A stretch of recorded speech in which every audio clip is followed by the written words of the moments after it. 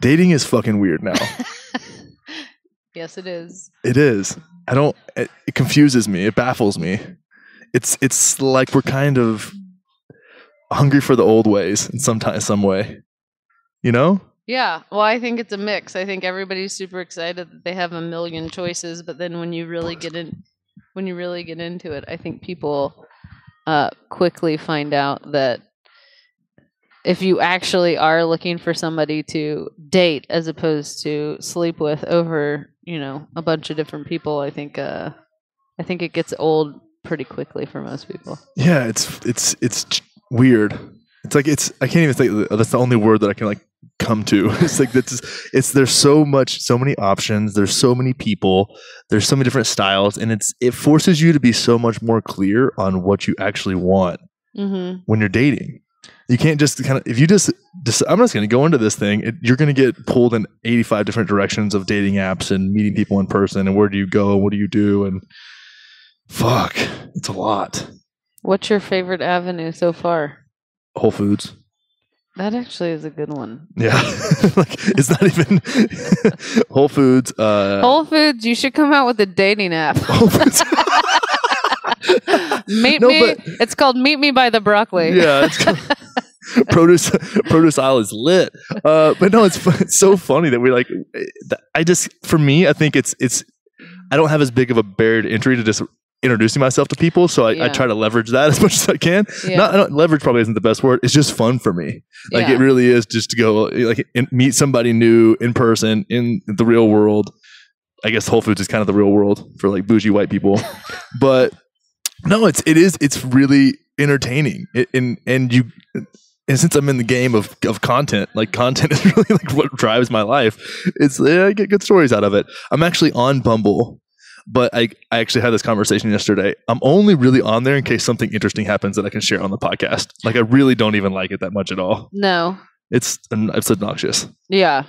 I actually really liked the dating apps. I mean, I thought it was kind of fun. It felt like a game, though. It felt like I never took it seriously, so it never annoyed me because I viewed it as some kind of weird-ass social experiment to just be like, it is strange, number one, what people put out there as like their dating profiles. Like pictures, super fucking odd. Like who knew that many men had pictures with tigers? There's so many and elephants. Elephant pictures with girls. There's so many girls on dating apps with a picture of a fucking elephant. I'm like, has everyone been to Thailand? Like everyone? Actually, we're up at Native again. Shout out Native Hostel as usual. And I was talking to a girl outside, as I do, and she was like, "Yeah, I just got back from Thailand." I'm like, are there just Instagram models cruising around like Bali and Thailand, just taking photos with elephants and like with luscious backdrops? Like it's the funniest thing. Yeah, that is super weird. And then what people put in their like profile is so odd. And then the fact that somebody would like want to connect with you and they would say like, "Hey, yo, hi," like some one word, no question. I'm like, what is thanks? No, deleted. I just think it was just, I thought it was super fun, but that's literally because I did not take it seriously at all. I just viewed it as like a fun, interesting way to like potentially connect with other humans that I would not run into on the street. But I like the fact that you meet people in person. That's so much like my friend Alan, who is kind of similar to you. He is also a tall, dark-headed, good-looking dude. And he's like, I just go up and talk to girls. Here's the news flash. Like, be nice and go talk to women. It's not that it's easy. It is easy different. Coming from two good-looking tall men that seems like no big deal. But, I mean, I say that, but at the same time, like I wasn't always attractive. You know what I mean? So I was like, I was awkward and bumbly. Like I got that. I got access to being able to do that because I'm like, well, it can't be worse than it was in the 7th grade because that shit was terrible.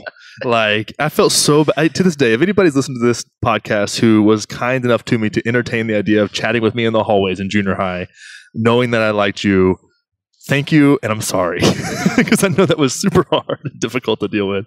But no, it's. I think the whole thing is it comes down to self-awareness. It really does. It's like, does that girl want you to go talk to her? Is it Yeah. going to make her day better or worse? Do you actually have something to fucking say? Do you understand what's valuable about yourself and the value of yourself in a conversation? Especially if you're, most of the time, if you're in a social setting, it's like a bar or something like that. Mhm. Like, what are you doing? Yeah. And most time people just they don't even fucking know themselves well enough to know how to, like, what to even be confident in. Yeah. Because they say, well, you have to be confident to go talk to a girl. And it's like, confident in what? If you need to be confident in the fact that you're going to be everything that she wants you to be, well, that's fucking retarded. Yeah. And if you are that, then you're a narcissist, and that's a whole different conversation. But if you're like, okay, well, this is the parts about me that I really enjoy, and here's some stories that I have about the way I express myself. So, whatever. Let's have a conversation about it, and it doesn't have to be super personal or anything weird. It's just open the door. Yeah. Like, for example, Whole Foods the other day. I was reading my book, Gene Keys, great book, and just hanging out, eating a salad, reading Gene Keys. Saw some girl at the cash register. I was like, oh, she's cute. Then she like sat across from me eventually, and I was like, well, she didn't sit there by accident. So for me to not say something would be like, at that point, it was like I have to do something. Like it would be cowardice not to. Just went and said hi. We're probably just gonna be friends. Like that's all I'm really interested in. But it was just practice. Just go talk to someone. And it's weird. It's weird to not be able to do that. And the same thing on the dating apps. Like, hey, what's up? Like that's, bro, get your shit together. What the fuck are you doing? Like, are you swiping right on everybody? That if you're swiping right on everybody on a dating app, that means that you're a piece of shit. And you need to really readdress your entire situation. Not only your dating app situation, but your life situation. Because keep this in mind.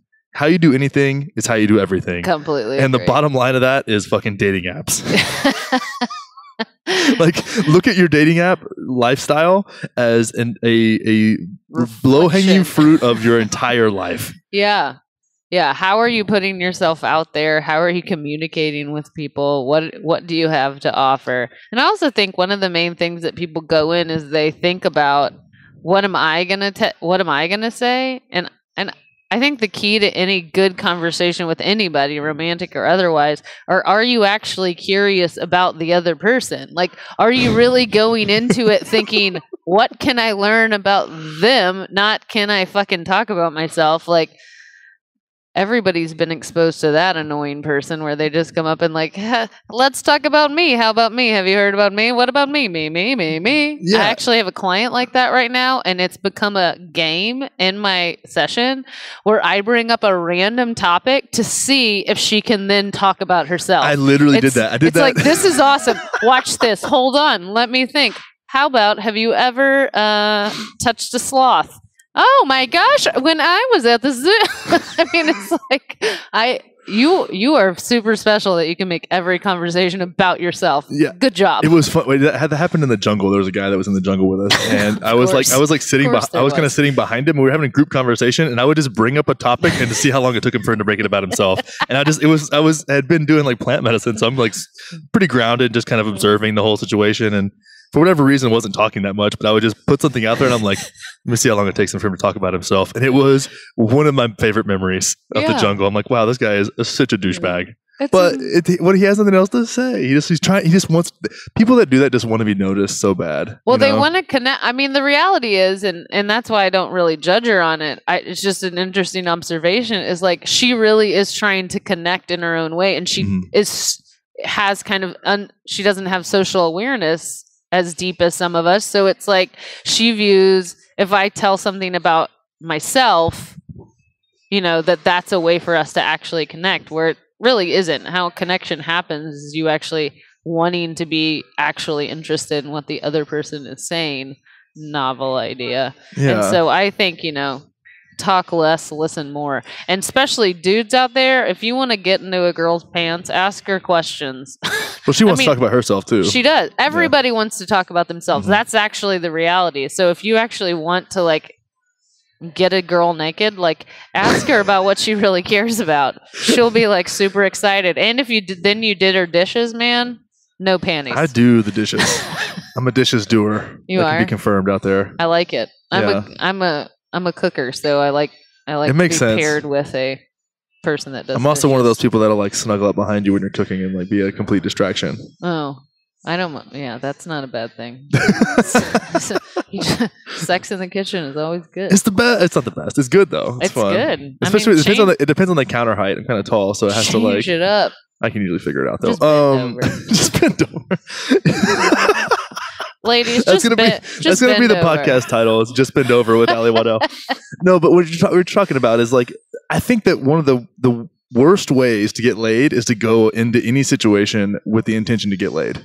Oh, hands down. It's like, it's so, people feel that shit. Like, and the people that you do end up luring into your bullshit cave of seduction are drunk. are idiots. You're not going to get, the energetic exchange you get from that is really not going to fuel you in any way. Like, there's one thing about casual relationships, but there's also a way to have like conscious casual relationships where you're really mindful of the people that you're bringing into your space. But at the same time, if you go into say you're going out, like what most people are going to meet other whatever people that they're interested in sleeping with. If you go out with the intention of meeting new people, adding value to the conversation, listening, and having a good time, you're going to get laid more often than if you go into it with the intention of getting laid, because then you feel needy, and feeling needy, business, sex, friendships, whatever the fuck, is an anti-boner for sure. Yeah, it is the kryptonite of sex. It is. I mean, it really is. Like, somebody that feels needy is about the most unattractive thing that people can project in the world. Exactly. And I mean, you see it with guys and girls, but I mean, speaking as a girl, I see it a lot with women who just have this strong need, especially in the dating scene, who want to actually have a boyfriend. Mm-hmm. And so then they're dating, but they're going into it with this like projecting and just needing a spewing out of their pores. And then every guy like gets close to them and is like, nope. Yeah. And they're like, why do I keep getting rejected? I mean, because you might not be saying like, you know, get me pregnant and let's get married, but they can feel your desperation and your... Or the people that they attract in that scenario, guys and girls, are will leverage that to manipulate them in a really narcissism, essentially, right? Yeah, like it's like it's like, this person needs me so bad they'll do really whatever I fucking want them to do. Yeah, watch this. Yeah, puppet strings. Yeah, let me go ahead, hold on to these strings for a minute. Let me make you dance, right? And that's fucked up too. But you end up then it's like, well, I always do this, and this always happens to me, and it's like, dude, fucking take ownership of your shit. Like, what are you bringing? Let's be real. What are you bringing to the scenario? Yeah. And what baggage do you have that you haven't fucking processed? Yeah. Because again, it goes back to working on yourself. Because relationships are so fun to talk about because they're such a clear reflection of what we feel and about ourselves and what we bring to the world. It's like, okay, so I was bringing a codependent version of myself to the world, and I got swooped up by somebody who balanced that out in a way that was maybe unhealthy. Or there's a difference in being needy and then understanding that you deserve to be respected, right? And so it's a whole different thing. Like, I don't need you, but I do. That's something that I value in myself. Understanding your values and wanting those to be met by your partner or someone else that you encounter is the polar opposite, but they kind of sound the same in a weird way, I think, you know? Yeah, I actually had this really awesome dating coach on my podcast or my Facebook Live show named Krista Beck, and she's actually Austin-based, and she's amazing. And one of the things that I really like about her approach is the first step. Of course, it's always about yourself. It's always about exposing what you actually want, what are your kind of core wounds and issues. But she makes people create a compass. It's called the dating compass. I love that. And she said it's the 4 key traits that you really want in a partner. She goes, the problem is people have this list of like what they think they want, but they've never really ironed it out to what are the real things that actually matter. Yeah, being 6'2", and I want him to be funny and he needs to travel. And I mean, it's all this kind of real silly bullshit. And she goes, but when you really get down to it, she goes, would you rather be with a guy that's an inch shorter than you and treats you like a princess, or a guy that's 6'3" and treats you like shit? Like, yeah. Is that the real thing that matters? She goes, so get real clear. Do you want somebody that's very family oriented? Do you want somebody that is really, romantic, touchy-feel? Like, what are the things that really will matter? And she goes, you have to know those going in to dating. She goes, otherwise you're just like kind of like Oh, well, and her whole thing about this thing that you'll know it when you feel it, you know it when you see it. And if you don't have that initial like explosion, it's not there. And she goes, that is movie bullshit. She goes, for most people, that is not the case. She goes, most people, you have to establish and get to know somebody. So maybe after the first date, as long as it wasn't bad, as long as y'all did have some sort of chemistry and connection and curiosity and intrigue had fun. Yeah. She goes, even if there wasn't like lightning bolts, she goes, it's worth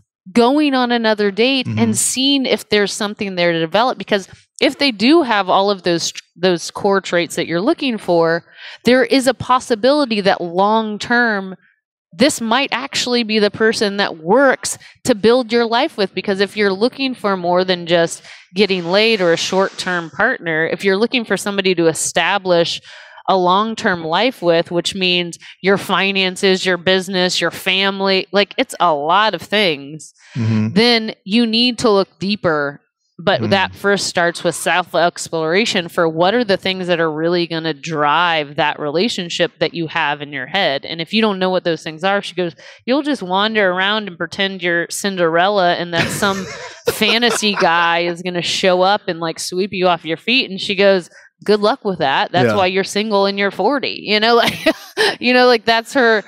And I just thought, I was like, you are right on, girlfriend, with that. Well, that's the thing too. We don't know what we value about ourselves a lot of times. Like, what do you value about yourself that nobody can see? That's like deep down. If I said like, what's beautiful about you that no one can see?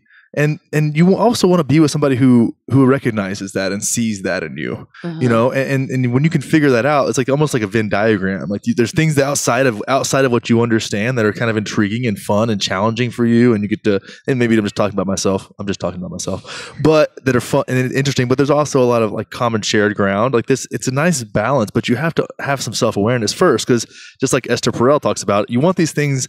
Some things that are at the opposite end of the same spectrum. Oh, like you want novelty and stability. Well, guess what? Those things really don't exist at the same time in the same place. It's like they're, one's Clark Kent, one's Superman. Yeah. Fucking, you can't have both. You got to have one or the other, right? And it's interesting to see that, to watch that play out, where it's like, no, at this point I want you to be this, and this point I want you to be this, and those are not the same things. So you're just kind of getting pulled all over the place, or you're confused at what this fucking person even wants. And what you want, you don't even know what you want. So then you're just sending somebody else on a ride. And that's really challenging for people. Yeah. I mean, I think that's especially now when, sorry to interrupt you, but especially now when you can literally get on fucking Instagram and have everybody else's like favorite parts of themselves expressed constantly. Yeah. And the first time that person doesn't act in which you have these crazy fucking expectations, you have 17 million swipes that you can just be like, oh, well, obviously this isn't the person. And that's one of the problems with not getting clear about yourself, besides kind of just mindlessly wandering around is what you just said, which is you have the much higher ability to pull somebody else along and to potentially actually hurt somebody because you're not clear about what you want. And so you go into these relationships saying you think you want this, this, and this, and that's what you tell the person. And then 6 months in, you're like, never mind. And they're already in, and now they're, hurt and heartbroken. And it's because you didn't do your due diligence by getting clear about what you actually wanted. And I'm not saying, it's wrong for you to break up with people, if it's not going the way you want, but it is irresponsible as an adult at some point for you not to know and own your shit. Yeah. And to like drag people through your garbage because you haven't processed anything. Exactly. I have a really good girlfriend right now who, is at the end of a 2-year relationship with a guy who was getting out of a marriage, who said he was ready to like get in this serious relationship, and we're going to get married and we're going to do this, and here's my kids and be a part of our family, and we're going to look at houses and all this stuff. And then was like, 2 years in, I'm not ready. I'm really not ready. And just ripped her heart out, and could she have maybe known that potentially was happening. The reality is it could potentially happen with anybody. Yeah. I mean, anybody could go in and then change their mind. But at the same time, she, they had gone over it, and he kind of waffled back and forth, but he kept saying, no, trust me, this is it. This is what I want. And then in the end, he just pulled everything. He gave her all the expectations to kind of nail her in, and then said, yeah, never mind. I was just joking. And it really took her head off. I mean, it was brutal. Well, the thing about it is that's really challenging with that is that he meant what he said at the time. He just didn't know what he didn't know. But that's so challenging. Like, well, he lied to me because he said this. Like, he didn't lie to you. He was being completely honest. He just didn't understand.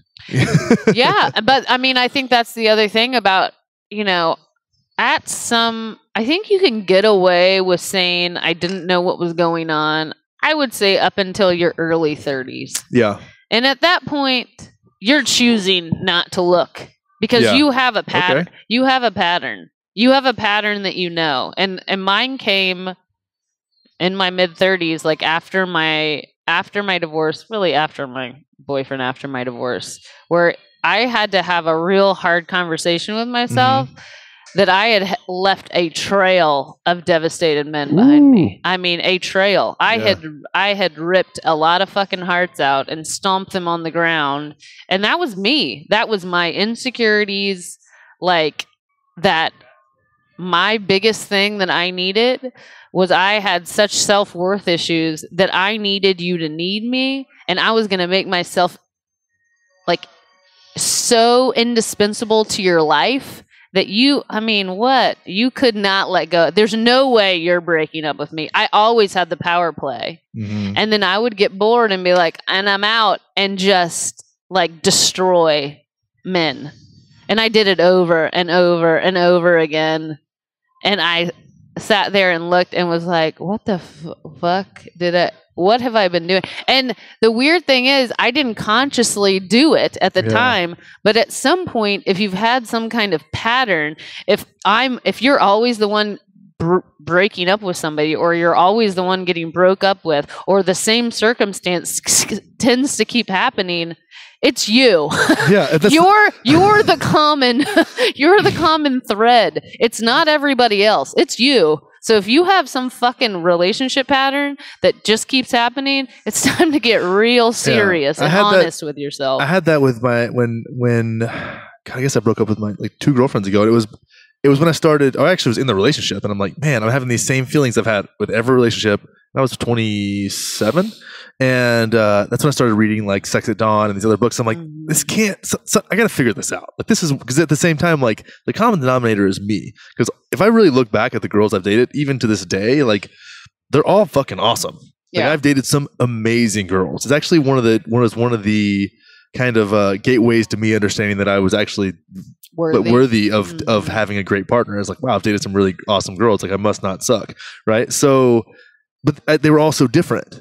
And I'm like, their personalities were different, their lifestyles were different, and their upbringings were different. So I started to realize, like, these things are me. These things are I'm bringing this. So how can I change that? What can I start to change? And I guess I started outside of myself first with looking at different relationship structures and styles and questioning that. But really, over the past 2 years, it's come down to the internal dialogue. And what was that patterning? I would just get bored. Yeah, it was. I would start to want something outside of it, and I think it was me sabotaging it in a way, and I felt so funneled in. If I unpack it deeply, is I felt so funneled in and been told what I should be and what I should want in a relationship. So there was a lot of shame around wanting something different and wanting to create my own, and a lot of that comes from like a religious upbringing and shit like that. But it was. I would start to want outside, and I would start to. There was definitely some. Creating leverage for myself in situations and wanting to feel needed was really important to me. It still is, but in a healthier way now. But I think it's less about feeling needed than feeling valued and respected. You know what I mean? It's not like I don't need you to long for me constantly, but it's I don't want to have to question whether I'm valued or appreciated or respected. Yeah. Right. Which is I would say the healthier side of that character trait. So yeah, that patterning was really interesting to me.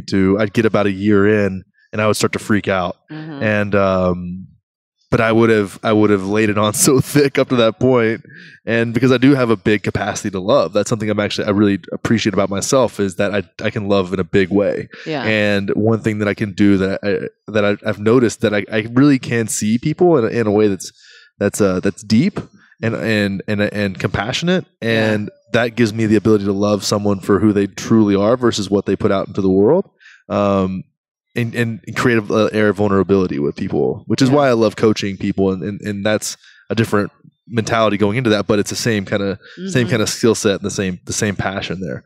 So I love that about myself, and I love that I can bring that to a relationship. But the shadow of that was being able to see and kind of pull the strings behind the curtain, unbeknownst to me, right? I had to bring awareness to it. That's what you were really doing. Yeah, that I was really just I was just leveraging myself to feel needed and feel important.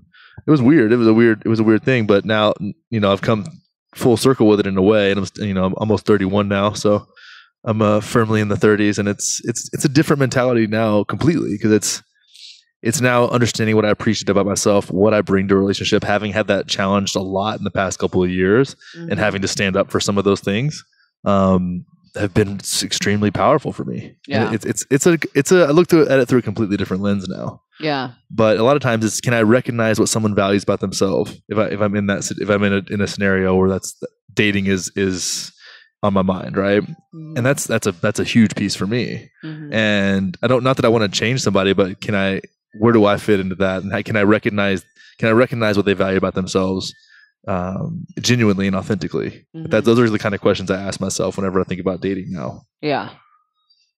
Well, that's much more heady than I was. No, not really.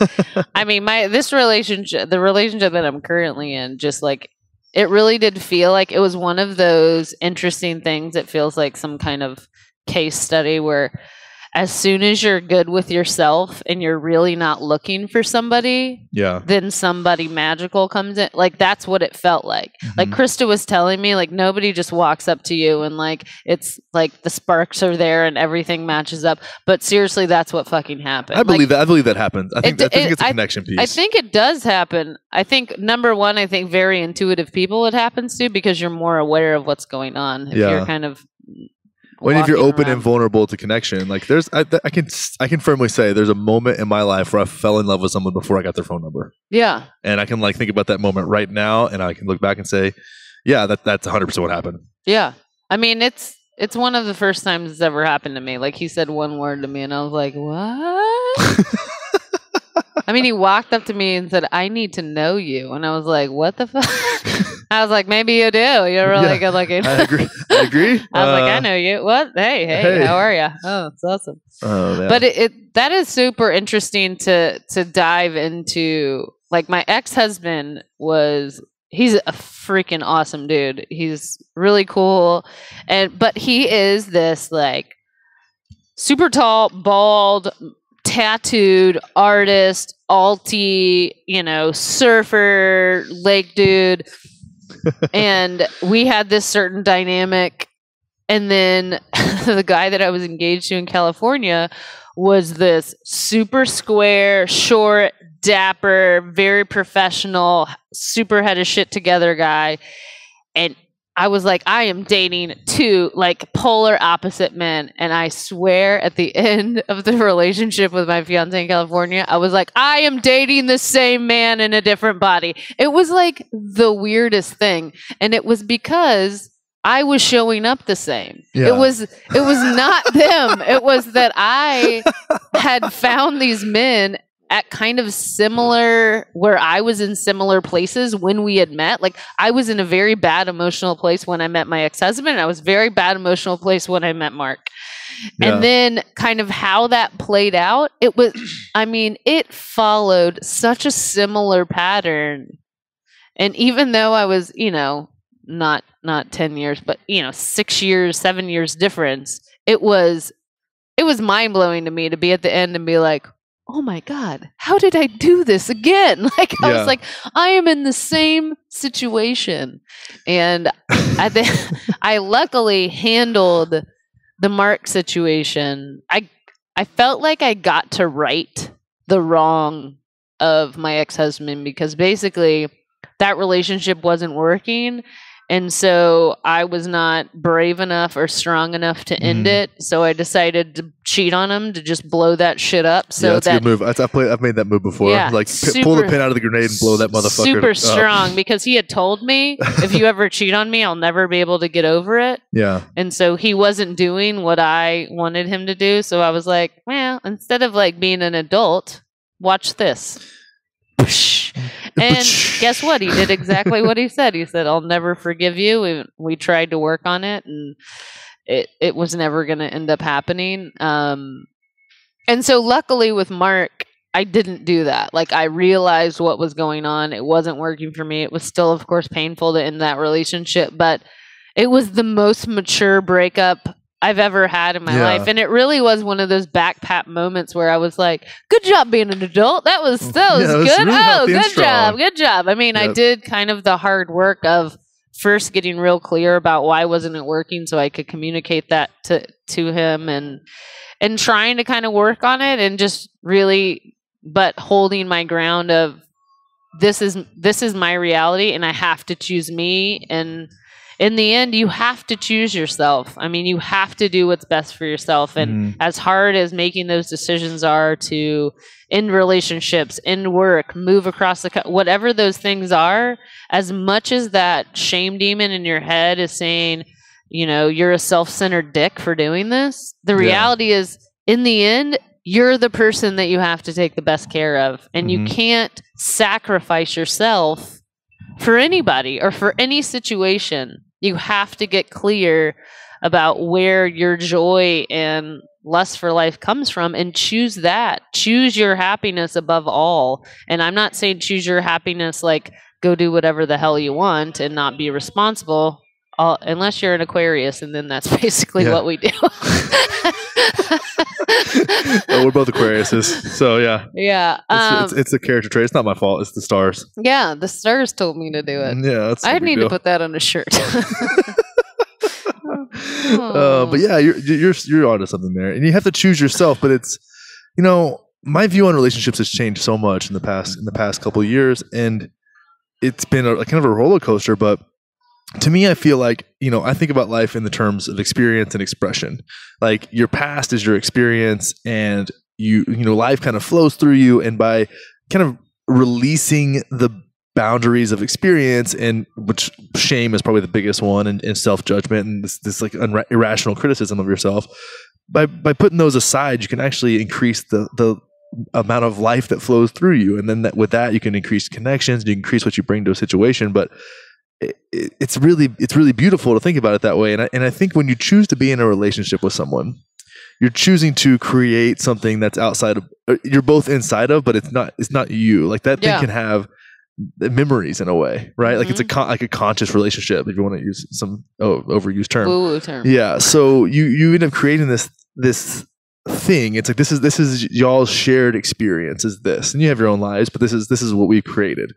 And what you bring to that is very important. Like, how much of yourself are you bringing to that? How genuine of yourself whole are you? Thing. And then are your actions, when you talk about, you know, doing whatever the fuck you want and doing the best for yourself, it's like, you have to understand that relationship is a part of your life experience now. Oh yeah. So sometimes doing what's best for the relationship at some, I don't want to say cost to you, but you see what I'm saying? Like, oh yeah, no, there's definitely a difference. I mean, my number one thing about relationships is, if you are questioning or doubting or not happy with your relationship, it's 100% about what you're bringing and not about the other person. So going in, it's always about how much can you bring to everything. Where I'm talking about the slight difference, what I was talking about kind of ending relationships, is if you get really clear that this isn't working for you, that holds precedent above like making the other person happy. Like, you really, in the end, have to do, when the dissolvement happens, you have to make those decisions based on what is best for you and getting clear about that. But I think if you are in a relationship, it's always about what you're bringing and not about what the other person isn't doing. Because I think it's that expectation, and Esther Perel talks about this a shit ton, which is all about the flaw in relationships is this unrealistic expectation that we put on our partner based on these kind of crazy communal ideas of what relationship is and what marriage means and what monogamy means, and and it's all a bunch of bullshit. It's all a made up construct, and people make it mean all of these crazy things. Like, I mean, the amount of women that I hear get pissed that their boyfriends look at other women or look at naked girls on Instagram is like so bananas that means he doesn't love you or respect you, or it means that he has testosterone in a dick. I mean, I mean, seriously, like, ladies, get the fuck over yourselves. Like, that is your insecurity coming out. That has nothing to do with your boyfriend. Yeah. And if you think that is what's wrong. Well, and that's the thing is, like, if you were confident in what you bring to a situation, then maybe that wouldn't even be as big of a. It wouldn't. First off, you wouldn't be worried about Instagram models. Let's be real. And I put this out there too. It's like, I've had this criticism. It's like, well, what you like on Instagram isn't what you like in real life. I'm like, because it's not motherfucking real life. It's Instagram. I don't give a shit what that girl, how much Botox she gets, if she has ass implants. I don't really follow that many girls on Instagram that are like that. Usually mine are like hippies that drive around in campers and like climb trees and shit. But at the same time, it's like, this isn't real life. This is not meant to be real life. I don't want this in my real life. If I met that girl in person, she would probably suck. And that's okay, because she is a picture on my screen. And she can twerk, and that's amazing that her ass does that. I mean, like, she's not going to come over and cook us dinner. I mean, like, what? I mean, you say, follow the guy that plays Thor and like Eric Decker. It's like, it's the same thing. It's like, they're real people at the end of the day, but it's like on your screen, they're not. Yeah. So it's like, what is that? Yeah. If you're picking at that, like, that's absurd. It's absurd. And then but then also, if you're picking at it and it's an obstacle in your relationship, then have a fucking conversation about it. And then you're going to learn something about the other person and you're definitely going to learn something about yourself in that scenario too. It's like, create a container where you can have a conversation about that kind of shit. And I know for me, like, I'm going to talk about other girls when I'm with someone. You should be, your tracks should fit that train, because I don't really want to not do it. And I don't think it's harmful. I think it's actually hilarious. And you can talk about other dudes too, because I think that's funny as well. Yeah. And there's a way to do it. You don't be an asshole, right? Yeah. But it's like, I don't ever want to make anybody feel like less than, but just because, whatever. It's just, it's a silly situation. But if you don't know that going in, and you can communicate that in a way that's healthy, and then create an understanding, I don't want to say an expectation, but an understanding around why and how, and your philosophy on that, then you're like, oh wow, then you've been taught them something which is actually attractive. Yeah. You've been vulnerable, which is attractive. You've communicated, which is attractive, and you make yourself a better partner. But if you hide it away, you just look like you just look like a fucking dick, and that's not attractive. That's annoying. Yeah. So you see what I'm saying? Like, you can check boxes in the win column, or you can be a pussy. Yeah, and I think one of the things that early communication things to establish in any like successful relationship is, can you talk about when you're feeling insecure? Yeah. Can you actually communicate? I mean, I actually had Ken come in this weekend, and he was like, I don't know what's going on. He goes, I just got a little scared. He goes, we're so close and our lives are so intertwined right now. I got a little scared all of a sudden. And I just had to give him a hug and be like, babe, we're awesome. Like, let's have a little connection moment here. And I've done the same thing with him. I've like, you take 4 or 5 days off the gym, you're feeling crappy, and then he's looking at fucking hot Instagram girls, and I was like, I'm feeling insecure. And he's like, oh, fine, I'll bend you over and fuck you. Do you feel better now? And I'm like, yeah, thanks, babe. Right. I mean, but that's the whole thing. He's like, babe, you're like the most amazing person. You just have to communicate that. And for some reason, people think if you say that, they're going to think something bad about you. But really, your partner, if they're in love with you, that just brings out so much empathy, and be like, man, do I need to reinforce how awesome you are? Like, here we go. Like, we'll do it all day long. I mean, it's so funny. And I can think of so many times where that was clearly what was happening, that somebody was getting a little bit freaked out because things were either or they were too good, or they were like, we were getting too close or something. Sabotage. And it's like, it's like, I'm gonna blow it up now. And I'm like, well, dude, I'm just like receiving this nonsense. And it's like, and I've done the same thing. I see, only reason I see it, and I don't want to look at this as judgment, because the only reason I see it is because I see it in myself. Oh, Like it's a reflection of me. yes. I'm like, oh, I've done that like so many times. Me too. I've done all of this the wrong way. That's the only reason I know that 'Cause I it's think- a bad choice. When you put yourself out there in a way of like, oh, I know these things, or I've learned these things, like it's because I fucked it up. It's not because I like it resonated with me in one of Esther Perel's books, because I'm like, well, yep, I've done that several times. Wow, that really hurt someone's feelings. I don't want to hurt people. That's not necessarily on my agenda. I don't really think anybody does. But it is really, really interesting to explore that in yourself and know that when you're okay. Let's talk about this, because this is what you said. There's a difference in being vulnerable and being needy. Oh, so what you're saying is like, oh, I need you to validate me. It's like that's a difference than, hey, I'm experiencing these emotions. They're not me, and it's not my identity, but this is where I'm at with it. Yeah. And being honest with that, and creating, again, it creates a conversation. Yeah. And if you need to be able to hold space for your partner when they do that, and they need to be able to hold space for you when they do that, which is not something we're taught how to do. No, that actually, unless you had some like, Abram Hicks was your father or something, and you had some like amazing like coping parents, which I don't know who did. It's something you have to learn normally by trial and error, and hopefully at some point that you meet a partner that probably has already had these skills, or you have a friend that like helps you out.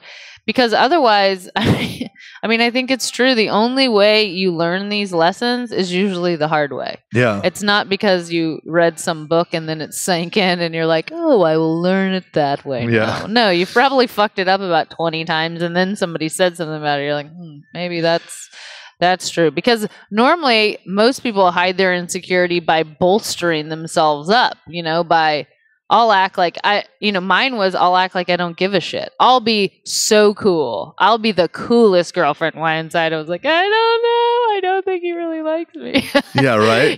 But I'm going to I will never say anything about I'll act like nothing ever bothers me.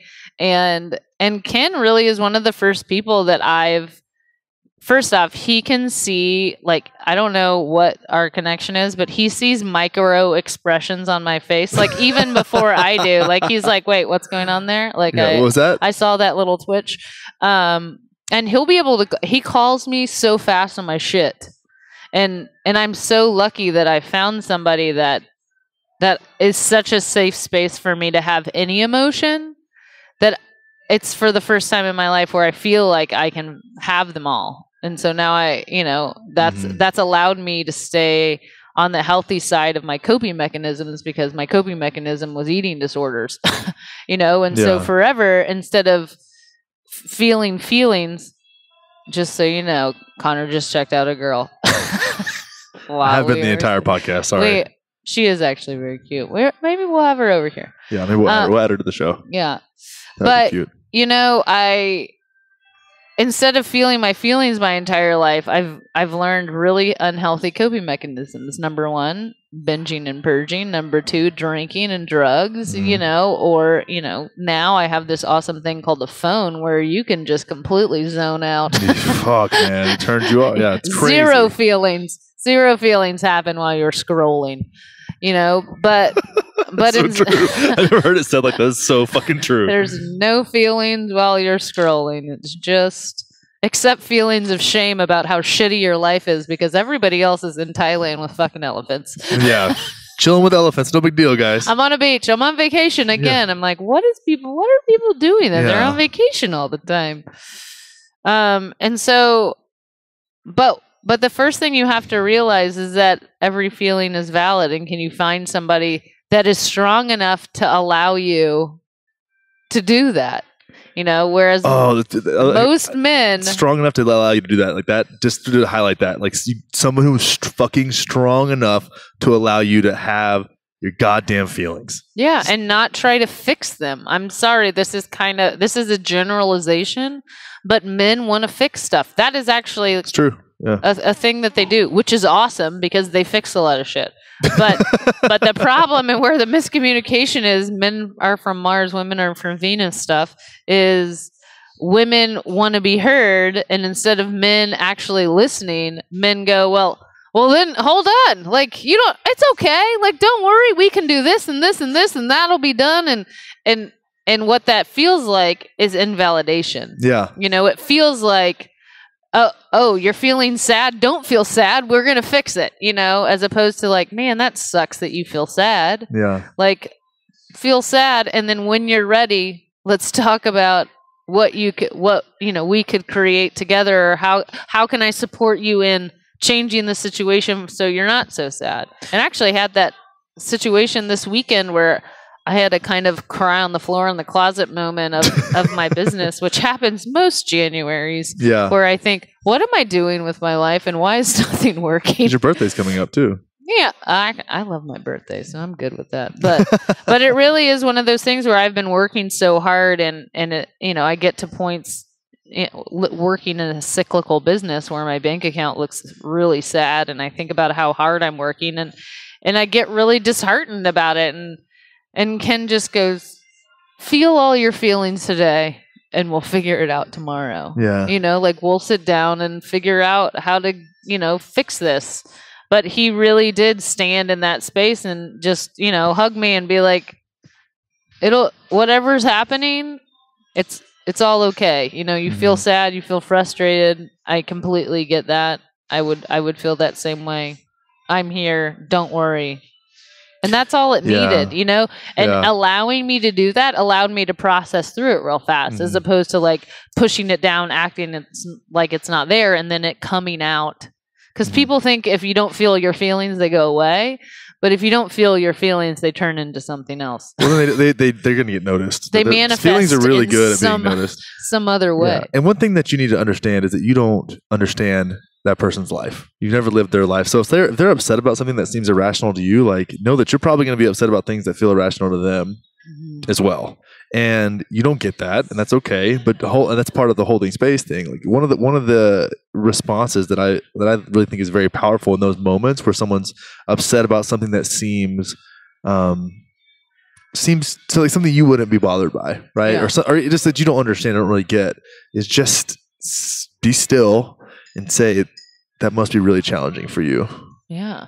That's it. And it will dissolve so much of the situation. It's like, yeah, it is. It is really challenging for me. Yeah. And then you can go into like fixing it down the road. Like it's okay to feel that way. Yeah. We could now let's dissolve this and move it, move forward. Like I actually had that conversation with someone the other day that was getting upset and in like a work scenario. And I was like, okay, I understand.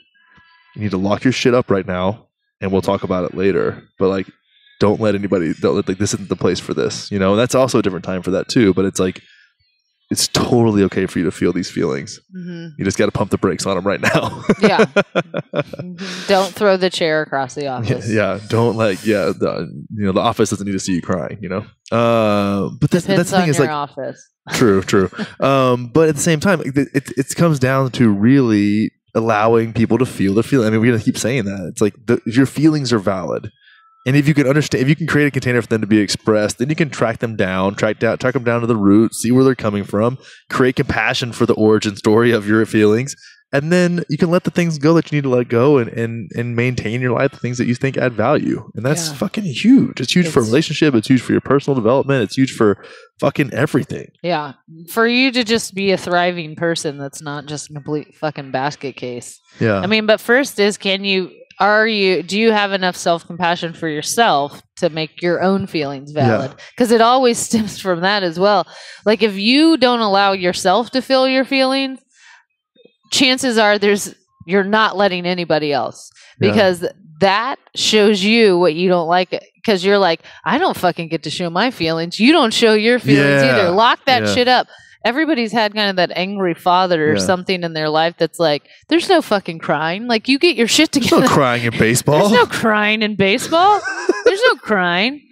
Yeah. And so, I mean, I think that's one thing that was in my family was like, there was not a lot of emotions allowed, you know, and thus I created an unhealthy way to not deal with them, to not actually have them. Like, how can you check out? I mean, I was like glued in front of the television. Why was I glued in front of the television? Because it allowed me not to feel anything. I could completely check out of all the shit show that was my growing up life. You know, and And good news. Here's another news bulletin. You get to be your own parent as an adult. You get to be the parent you never had. And so stop blaming your fucking parents for all the mess that they've given you and start parenting yourself. If you weren't allowed to do things or be the person that you want or act how you think you should, you get to be that parent to that little kid that's still living inside you, that's traumatized and hurt. Everybody has it. And can you be the caring, compassionate person that you wish you had at those moments that now are deciding to come out as an adult? And I just think that's a big key, because most of your trauma is coming from childhood experiences, almost all of it. And you got to track them down and have understanding for them and create compassion for them, and then that's who you are. A lot of your good shit came from your parents too, right? It's like your character was developed in your early life, and that's awesome. Like the things that you love about yourself also came from those scenarios as well, and even if they were challenging, like you got to acknowledge all of it, and it just is. I mean, you are your story, and as soon as you invalidate that story, you're completely invalidating your entire life. One of my favorite things, and it was a huge game changer in my relationship with my mom, I think we talked about this the last time, which was Tony Robbins saying that you can't fault your parents for everything that was wrong without giving them validation for everything that they did right. For all the strength that they gave you, because those circumstances are what created you, which is exactly what you just said. So I can't be pissed at my mom for abandoning me and leaving me when I was young and not also give her like huge kudos for creating like a fucking driven, independent woman that I would not be if she had stayed. That is maybe I would have been because that's probably somewhere innately in me, but I am who I am because that circumstance forged me. And although it was hard, it is something that I am insanely grateful for at this point in my life. That happened to me, because that's what made me be brave. That's what made allowed me to move across the country multiple times and to have a bunch of different careers and follow my dreams and do all that stuff, was her kind of paving me that path. I think that's huge. That's really huge. We all have those. It's like you have your story, and you have the light and the shadow of the circumstances, and we get so lost in the fucking shadows of all the things that aren't. We're like that with every fucking thing, man. It's like, tell me how you're not enough some more, please. Please let me know. And maybe that's the dark side of your someone else's upbringing, that it was so stable and provided for and consistent that then you will never in your mind live up to the imaginary expectations of what you have created for yourself in that world. And you and I have a similar abandonment situation with our mom, but it's like that gave me the capacity to love the way I love and do and want to and see people's pain and want to help and add value. So for me I would change that for the fucking world. But at the same time, every situation has a shadow, and if you get lost in that shadow, you'll spend your whole fucking life there. And you've got to acknowledge it for what it is and embrace it and make it a part of the whole story, because fuck, man, what else is there to do? What else are you gonna do? I mean, you can't run from it. But I think you're completely right. Everybody looks at these kids that had perfect lives, growing up, and like you wanted. I mean, I remember being a teen and being like, man, wouldn't it be nice if my parents were like normal and like did all this stuff and I had this super stable. And I'll tell you, I know a lot of fucked up kids out of that situation, because you're right. They have this level of expectation that they will never meet. And they've kind of created this other thing, this whole fake persona that we now see everywhere with their 2.5 children and living in some model home in Lakeway. And it's wild, and then sleeping with their neighbor's wife and doing starting to drink wine at like 11 o'clock in the morning, taking some Z bars and doing some blow in the bathroom. Which all are those are actually, I don't know, because some of those things seem fun. But if you're so numb that you're just like, please, it's like you're in a cycle of like numbness and stimulation that you're just back and forth and back and forth and back and forth. And then you're just you're gone. And that's, no one needs to live a life that way, man. Like there's so much beauty to feel in life, but you got to let yourself do it. Well, you Gotta have open to the door go to and that. it's a practice. Like people think, how are you so like positive about life? It is a practice. It's not an accident. They don't Mhm. accidentally wake up in a good mood. Like, No. like it is, you can create that. And I really do believe it starts with gratitude practice. I mean, start to get real grateful for what you have. And your life will look a lot rosier than it currently does. I don't give a Fuck shit yeah. what's going on. You know, you can choose every day to wake up and say, I love my life. And guess what that does? That sets your eyes to look for that as a pattern in your life. What can you love in your life every day? You'll start to notice stuff. You want to wake up every day and say, my life's shitty. Guess what you'll see? All the shitty things that are happening. Yeah. Joe Dispenza talks about that a lot. It's like your morning state will set you up for the rest of the day. And it's like gratitude pieces. That journaling for me is huge. Get the noise out, acknowledge something that I'm grateful for. These are all important. And that's when you talk about things that you're grateful for, it doesn't have to be some huge thing. It could be. I think it's actually better if it's not so exactly, because you're acknowledging the silliest things. Like, I mean, with the Go For Your Win course that I'm running with Aubrey, we have that practice of the week, like setting an intention for each day of the week. And one of them is just acknowledging the small little things that you're grateful for and writing that down, like the first taste of coffee in the morning, or the way the way your partner's morning breath smells, like these little silly fucking things. Yeah. But it's like, man, that's what gives life its flavor. That's what makes it so beautiful and silly, is that we have like nuanced little fun things that we get to experience all the time, and we get so caught up in what we're not. Again, it's hard to see that, but if you force yourself to recognize it, it's fucking incredible. Yeah. And if you taking it back, since we're talking about dating, like having gratitude for the little things in that experience is also super fucking important. It's yes. Like what are the little things? Like what are the little things? Like what?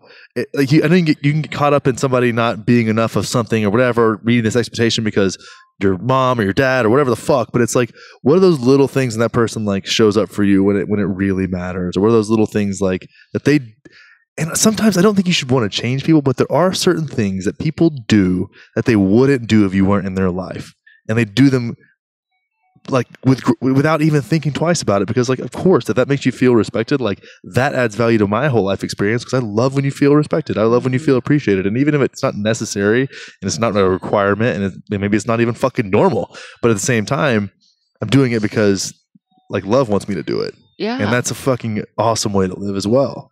Yeah. Like every morning, whoever gets up first, we make like our morning tonics and put them in the fridge. And whoever gets up first goes downstairs and brings them up to the other person in bed.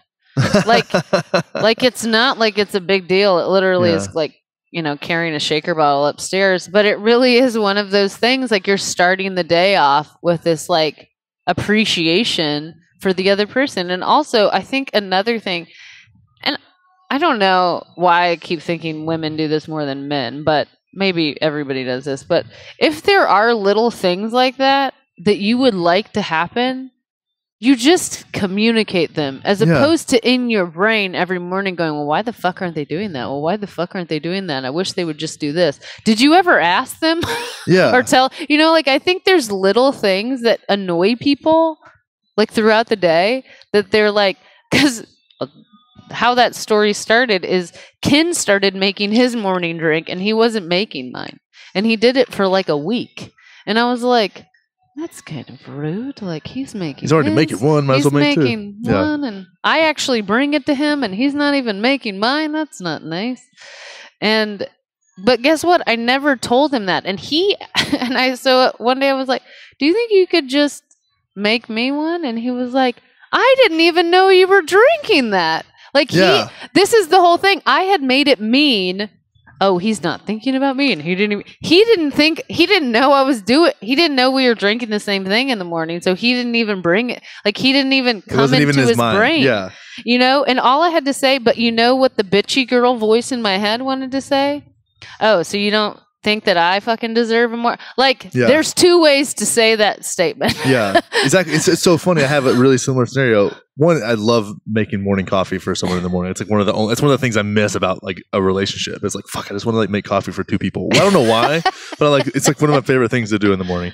Anyways, but same thing happened in my like last relationship, is that she wanted me to open the door for her car door for her when it made sense, right? Yeah. And that's not something I'd done in a while, because a couple of girls ago, years back, somebody had like really didn't like that and thought it was kind of misogynistic in a way. Yeah. And I communicated that, and I was like, "Fuck, man! If girls think that way about that, like, I don't want to do that." Yeah. You know. And she was like ripped a guy to pieces for doing it, and I was like, so that's in my head of like, okay, this is like patriarchy in some way.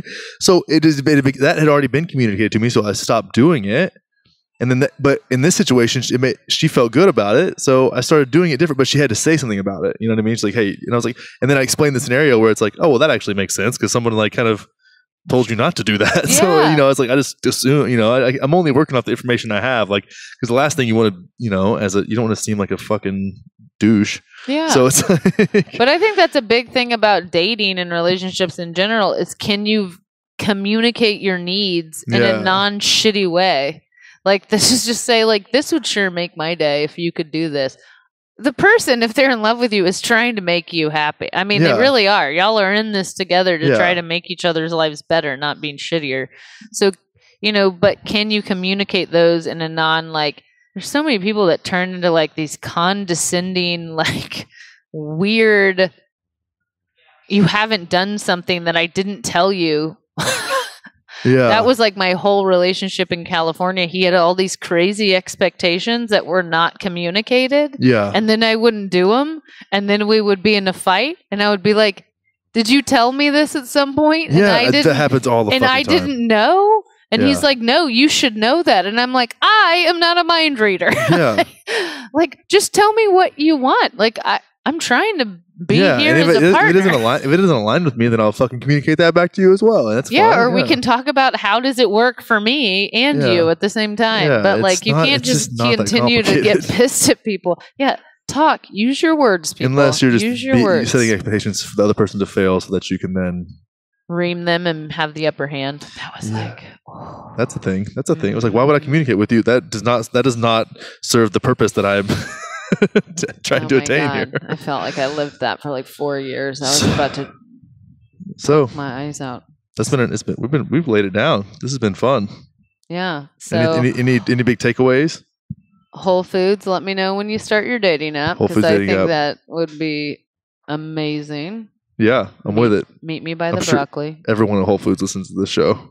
For sure. I'm going to send it to somebody at Whole Foods. Yeah, definitely. Me too. I'm going to send them. President of Whole Foods. He's going to put on their. I'll just search this barrage of Instagram requests. Talking about Whole Foods.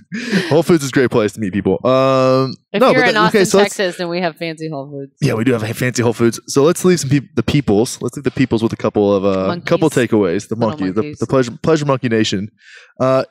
Understand what you're looking for in someone. Understand what you value about yourself, and put yourself in circumstances and environments where those things can be met. If you're trying to have a genuine connection with someone, that's a place you are in your life. Do not go to some douchebag filled bar. Yeah, that is not the place. Bars maybe work. Maybe but don't go to Rainy Street. Rainy Street's fine. Just make sure the right bars are there. If you're in Austin, if not, that's like But that's a huge piece of it too. Oh yeah, I mean. And go into go on a date and actually want to talk to someone. I'm going to just throw this out there, and this is going to be people are not going to like this. Here's a novel idea. Don't drink on your first date. Ooh. Like, go on an actual date, maybe coffee, maybe a walk, maybe something where you actually can get a feel for a person in real life and not when they're all fancy and y'all are having wine. Not that those dates are not right, but I really do believe one of your first dates should be like sober. Yeah. In the daytime. Yeah. And I mean, because I think what tends to happen is people they feel nervous, so then they start to lay on the sauce a little thick. And I just don't think, number one, your empathy goes down. Number two, your awareness and ability to read people significantly decreases. Mm-hmm. And I just don't think that normally people show up as kind of their best selves. Yeah. A little too, after. Yeah. I think 1 drink, maybe 2 drinks, you're probably good. After that, especially ladies, I'm sorry, your voice goes up an octave and you start to sound dumb a lot of times. Okay. That's I'm just speaking. That's a great observation. But I think the biggest thing comes down to as well in any of these circumstances, any situation, is be honest with yourself first. And then put that out there. Yes. Like just be fucking honest with yourself and honest with what you're doing and where you're at and what you want. And you don't have to project it out to the world, but know where you're at. And once you understand that and really value that part about yourself, then the what aligns with that will be attracted to you, and you'll see that you'll have the lens that you see the world through will show you those opportunities and those connections, and that's fucking powerful. That's fun, and that. It's fun. It's fun, man. Don't take yourself too goddamn serious. Also, yeah, that's exactly what I was going to say. I was like, and in the end, don't take all of this too seriously. Yeah. And don't take people, stop taking people's dating validation of you to mean something more than you weren't a match for them. It's fine. Thank them. Thank them for not being a match, because that is just another person off the list of 7 billion people that you don't have to talk to anymore. Yeah. Be grateful that people make decisions, and also be like that for other people. If you know if they're not a good fit, stop. Just say that. And say that. Stop ghosting people. Yeah. I mean, not like, I think that's the worst thing ever, but first off, stop getting your feelings hurt when people ghost you, because that's not about you. That's about the other person. So be done with that. But number 2, just be an adult and tell somebody it's not working out. Beautiful. Love it. Well, I'm glad the universe brought us together today to lay this thing down. This is super random and fucking powerful. I love it. Yes. Alli, as always, you're back by popular demand. And I'm excited about it. Everybody loves you. Love you, pleasure monkeys. All right. We'll see you next time. Bye. Thanks for checking out the show today, guys. If you loved this conversation with Alli, head over to iTunes, subscribe, leave a 5-star review and some kind words. Absolutely makes my day. And if you love Alli, go find her on social media. The links to all that fun stuff are going to be in the description on iTunes as well. She's an amazing human being. You guys are all amazing, and I would love to engage with y'all. So if you want to jump into the conversation, you can go to Facebook, search Pleasure Monkey Life, and request access to the Pleasure Monkey community. It is a group of people like you exploring themselves, wanting to live more full lives, express themselves, and just be authentic.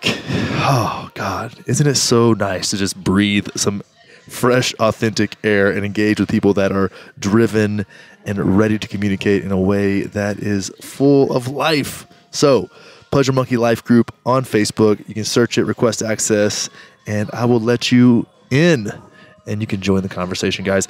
Much love to everyone. I hope you'll have an awesome week, and we will see y'all next time. Have a beautiful day. Bye.